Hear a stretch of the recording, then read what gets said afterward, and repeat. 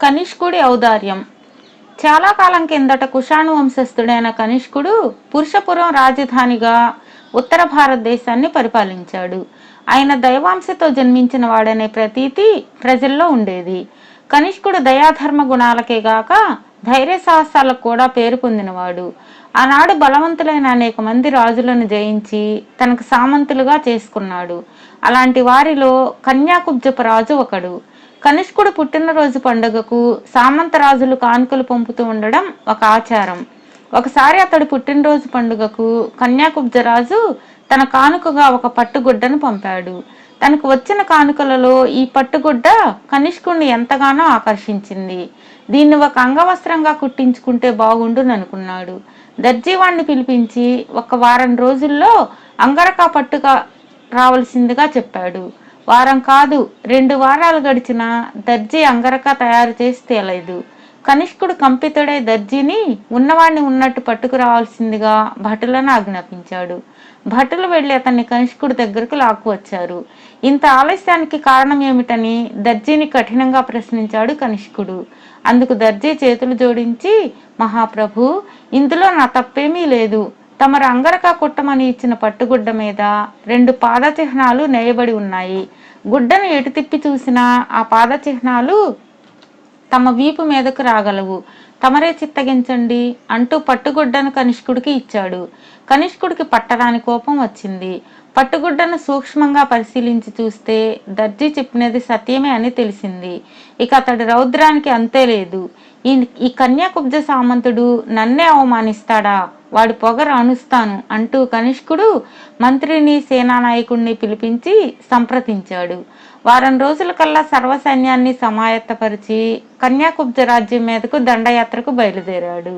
కనిష్కుడు సైన్యంతో తన దేశం మీదకి దండెత్తి వస్తున్నాడన్న వార్త కన్యాకుబ్జ రాజుకు తెలిసింది. బలవంతుడైన కనిష్కుడిని తను ఎదిరించలేనని కన్యాకుబ్జరాజు గ్రహించాడు. ఇక కర్తవ్యం ఏమిటి?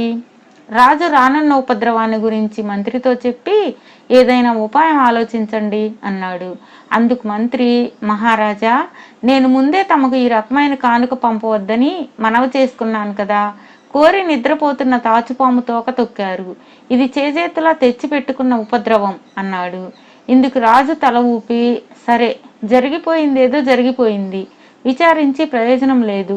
ఏదో ఒకటి ఆలోచించి చేయకపోతే మనకు ప్రాణాలు రాజ్యము రెండూ దక్కవు అన్నాడు విచారంగా. అప్పుడు మంత్రి రాజుతో ఇలా చెప్పాడు, మహారాజా, అయితే మీరు ఎందుకు అని ప్రశ్నించకుండా వెంటనే నా చేతిని నరికించండి. మంత్రి ఇలాంటి కోరిక వెలుబుచ్చేసరికి కన్యాకుబ్జరాజు కలవరపడ్డాడు. ఆయనకు రాజభక్తి పరుడైన మంత్రికి అంగవిచ్ఛేదనం కలిగించడం సుతరాము ఇష్టం లేదు. కానీ చేసేది ఏమీ లేక తలారిని పిలిపించి మంత్రి చేతిని నరికించాడు. వారం రోజుల తర్వాత మంత్రి ఒక ఉత్తమ అశ్వాన్ని ఎక్కి కనిష్కుడి సైన్యాలతో వస్తున్న మార్గానికి ఎదురుగా వెళ్ళాడు. కన్యాకుబ్జ రాజ్య సరిహద్దుల వద్ద కనిష్కుడిని కలుసుకున్నాడు. మహారాజా, నేను కన్యాకుబ్జ రాజ్య మంత్రిని. ఆయన తమకు చేసిన అవమానాన్ని వారించ ప్రయత్నించిన ఫలం ఇలా అనుభవిస్తున్నాను అంటూ మంత్రి విచారంగా కనిష్కుడికి తన మొండి చేయిని చూపించాడు. కనిష్కుడు మంత్రి చెప్పిందంతా విన్నాడు. అతడు రాజు పట్ల శిక్షింపబడిన వాడని, ఆ శిక్ష తనకు కారణంగానే జరిగిందని భావించాడు. సరే, ఆ పొగరబోతుకి తగిన శిక్ష విధిస్తాను. త్వరలో వాణ్ణి యమపురికి పయనం కట్టిస్తాను అని కనిష్కుడు మంత్రిని ఊరడించాడు. కానీ మంత్రి అంతటితో ఊరుకోలేదు.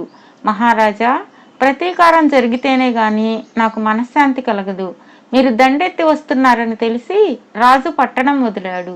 అతడు ఎటుకేసి పోతున్నాడో నాకు తెలుసు. మనం ఆయన్ని అడ్డగించి పట్టుకోవాలి అని చెప్పాడు మంత్రి. కనిష్కుడు సరే అని కన్యాకుబ్జరాజును పట్టుకోవడం ఎలాగో తెలియచేయమని కోరాడు. అందుకు మంత్రి, మహారాజా, అతన్ని చేజెక్కించుకోవాలంటే మనకు 2 మార్గాలు ఉన్నాయి. ఒక మార్గాన్ని అనుసరించిపోతే సరిగ్గా 40 దినాలు పడుతుంది. రెండో మార్గాన వారం రోజుల్లో అక్కడికి చేరవచ్చును. కానీ ఈ మార్గం కంటకప్రాయమైనది. మైదానంలోంచి మనం ప్రయాణం చేయవలసి ఉంటుంది. నీటి చుక్క కూడా లభ్యం కాదు అన్నాడు. కనిష్కుడు కొంచెం ఆలోచించిన మీదట ఈ 2వ మార్గాన్ని పోవడానికే నిశ్చయించాడు.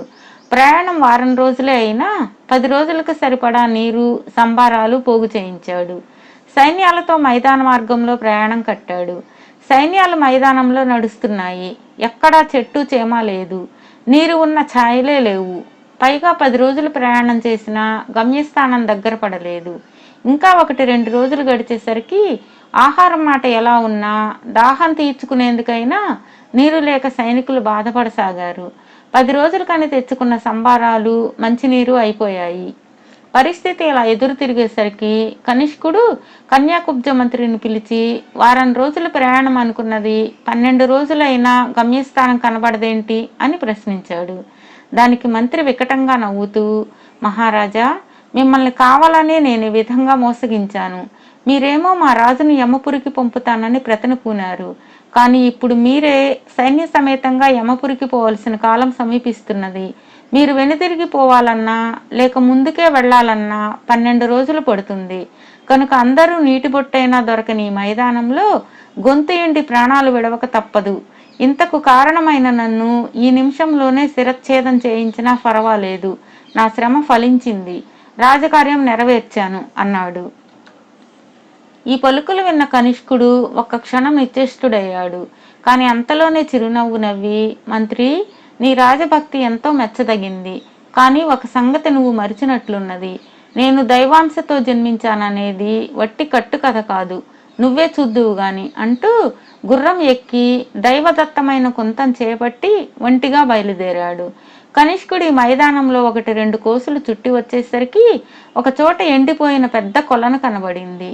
అతడు గుర్రం దిగి ఆ కొలను మధ్యకు పోయి తన చేతనున్న కుంతంతో భూమిని ఒక పోటు పొడిచాడు. మరుక్షణమే ఆ కుంతం భూమిలో దిగిన చోట నుంచి ఒక జలధార బయలుదేరి ఆకాశమంత లేచింది. మంత్రి, ఇప్పుడు చూశావు కదా నా శక్తి ఎలాంటిదో. అనవసరంగా అంగవిచ్ఛేదం చేయించుకున్నందుకు విచారపడవలసింది నువ్వు అన్నాడు కనిష్కుడు. మంత్రి సిగ్గుతో తల వంచుకున్నాడు. కనిష్కుడు తిరుగా సైన్యాలను కూర్చుకొని కన్యాకుబ్జకు బయలుదేరేందుకు సమాయత్తమవుతున్నాడు. అప్పుడు మంత్రి ఆయనను సమీపించి, మహారాజా, మీరు దైవాంశ కలవారని ఇప్పటికి నేను గ్రహించాను. నా ఎందు కనపరిచిన మీ ఉదారత సాటి లేనిది. ఇంత ఉదారత్వము దైవాంశ కల మీరు ఇంగితం ఎరుగని ఒక అల్పభూపతి చేసిన అవమానాన్ని సహించి క్షమించలేరా అంటూ వినయంగా వేడుకున్నాడు. కనిష్కుడు నిజమే అంటూ తల ఊపి సైన్యాలను తన రాజధాని అయిన పురుషపురం మార్గం పట్టించాడు. మంత్రి ఆయన వద్ద సెలవు తీసుకుని కన్యాకుబ్జకు చేరి రాజుకు ఈ శుభవార్త తెలియపరిచాడు.